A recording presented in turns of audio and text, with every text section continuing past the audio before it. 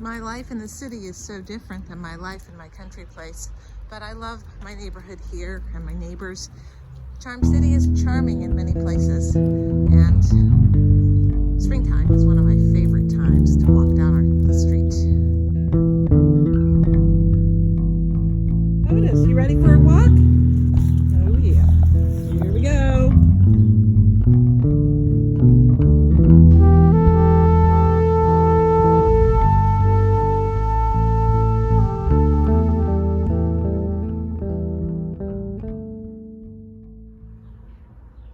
These trees line the whole city, and they're just a little bit past their peak, but they really are pretty. Gee, this one's really pretty in the front. Look at all those things planted. Wonder who lives there. I bet those blue pots are pretty when they're all planted up. This is a little park in the middle of Park Avenue in Baltimore. And in the summer, this is really beautiful because the fountains are on. They won't get turned on till the middle of April.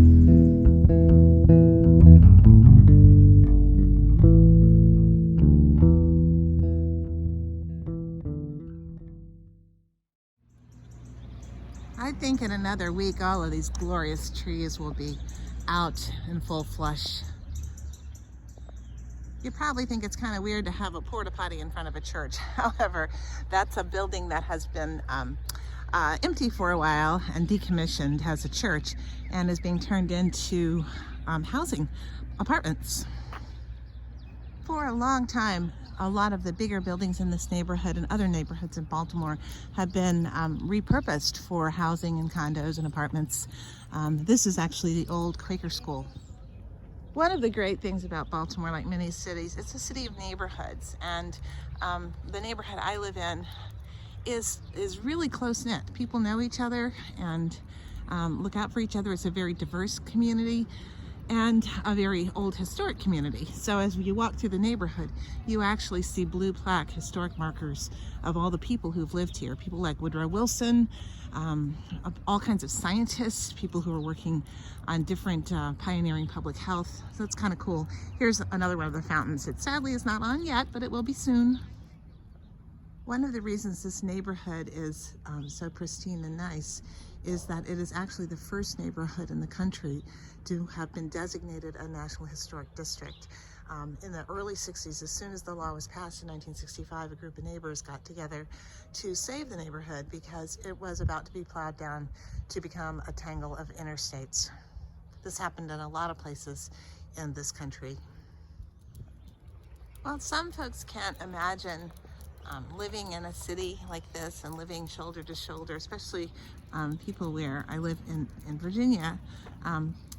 It has some great rewards. For one thing, I drive a whole lot less when I live here. And when my son was young, there were always kids he could play with. They would be in and out of each other's houses, or in the same block or the next block.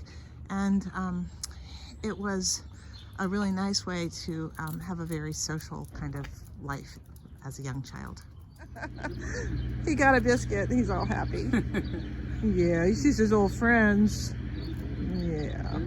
Oh, these old friends. What not everybody realizes is that a city like Baltimore, and Baltimore in particular, is an amazingly affordable place compared to other cities on the East Coast. And it actually is a great town for the arts, and it's a great town for food. We actually have the Art Institute of Maryland right in this neighborhood. So my son was growing up, and that was our source of babysitters. And also he just thought that, there were major artworks on every street corner everywhere in the world. Or you'd see a sculpture walking down the street. We have lots and lots of urban gardeners here, and this park has sort of adopt and earn, which are planters, and people from the neighborhood volunteer and sign up to take care of the plantings and to plant in these big, huge urns that are at the corners in the park, and it is really beautiful. Another huge benefit: great restaurants within walking distance. I wish I had a GoPro for Otis.